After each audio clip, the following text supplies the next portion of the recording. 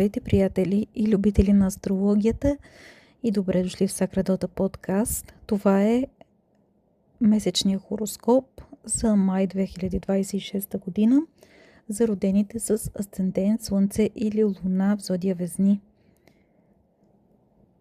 Май месец започва с мощен фокус върху седми дом в Овен, домът на партньорствата, на личните и бизнес взаимоотношения. Там до 18 май ще се намира Марс, Сатурн, Нептун и Меркурий. Меркурий ще бъде до 3 май, което поставя партньорствата, договорите и откритите конфликти в центъра на събитията. След новолунието на 16 май в 8 дом в Телец и преминаването на Слънцето там, вниманието се измества към споделените ресурси, интимност и дълбока емоционална трансформация.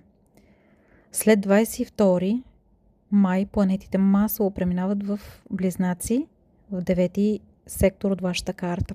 Венера, Уран, Слънце и Меркурий ще бъдат в Близнаци и това отваря врати за пътувания, обучение и разширяване на мирогледа. Пълнолунието на 31 май в 3-ти дом Стрелец ще освети резултати от комуникация, изпити, кратки пътувания или отношения с братя и сестри. Юпитер в Рак, в 10-ти дом от вашата карта, продължава да разширява кариерните ти възможности и публичния авторитет, но квадратурата му с Марс в 7-ми дом изисква да не допускаш открити сблъсъци с партньори, клиенти или конкуренти. Венера, планетата на любовта, хармонията и на връзките, преминава през 9-ти дом, Близнаци, целия месец, което прави любовта свързана с пътувания, чужбина, обучение или философски разговори.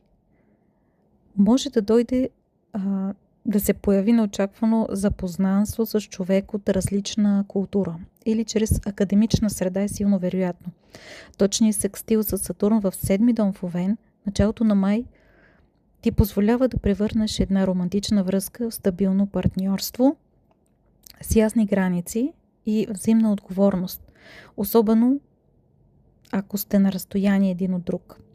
Тригонът на Венера с Плутон в 5-ти дом внася дълбока, трансформираща страст и творческа искра. Позволявайки си да бъдеш автентичен в любовта, активираш изцеления на стари сърдечни рани. Марс в 7-ми дом ще бъде до 18 май. Този транзит засилва привличането и директния подход, но квадратурната му с Юпитер в 10-ти може да доведе до публични спорове с партньор или конфликт между личния живот и кариерата.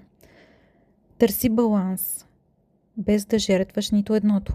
Опозицията на Лилит в Стрелец с Венера в 9-ти дом ще извади на повърхността потиснати истини или провокативни думи, които могат или да наранят, или да освободят застояла енергия.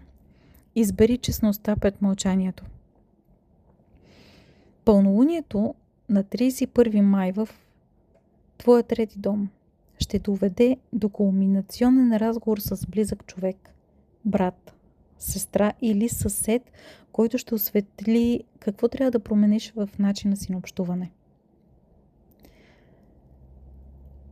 Това е месец относно кариерите и финансите. Това е месец на интензивна финансова активност, особено свързана с партньори. Слънцето в Телец в 8-ми дом до 21 май, което осветява съвместни банкови сметки, парите на партньора, кредити, данъци или наследствени въпроси.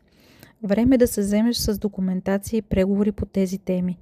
Новолунието на 16 май в 8-я дом е твоят нов старт за инвестиция, заем или начало на финансово партньорство, което може значително да промени материалното ти състояние в дългосрочен план. Меркурий транзитира в 8-ми дом от 4 до 17 май и това помага за дискусии около чужди пари.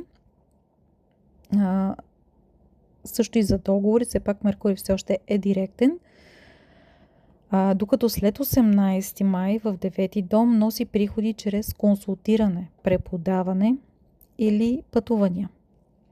Венера като управител на вашия първи дом, на вашата личност, и на 8 дом, дома свързан с поделените ресурси, намираща се в 9 дом, в секстил с Сатурн, който е в 7 дом, в Овен, обещава финансова стабилност чрез партньорство с човек от чужбина или чрез недвижим имот. Плутон в 5 дом е ретрограден от 6 май и той те кара да преразгледаш рискови инвестиции или спекулативни проекти.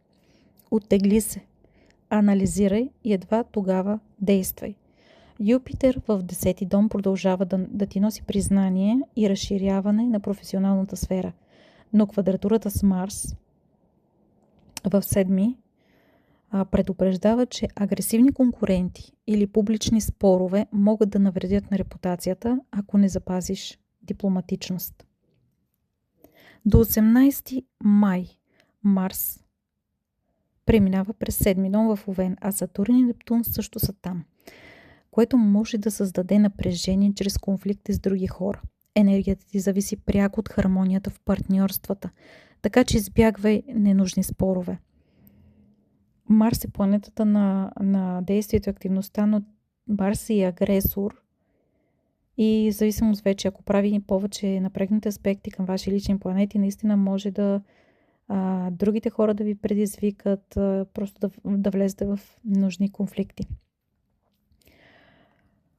Струпването на планети в 7 дом активира бъбреците и кръста.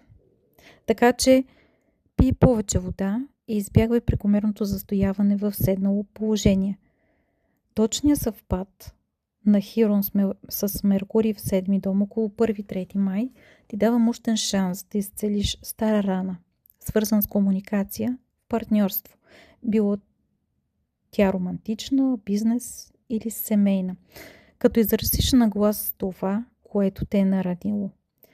След 19 май Марс влиза в Телец, което пренасочва енергията към справяне с финансови и емоционални зависимости. Тук може да се прояви напрежение в гърлото или шията, ако потискаш гнева си. Плутон е ретрограден в 5 дом, което те кани да преразгледаш как се зареждаш чрез удоволствие и творчество. Ако си се лишавал от радост, сега е време да върнеш баланса в сърдечната чакра.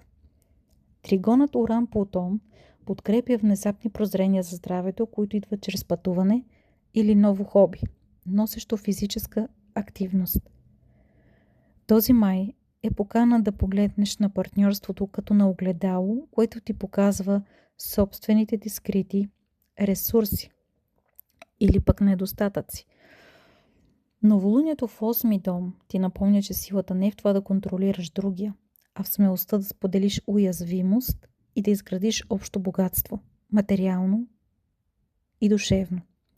Когато прегърнеш дълбочината на интимността и се освободиш от страха да получиш подкрепа, ще откриеш, че светът ти дава много повече, отколкото си очаквал.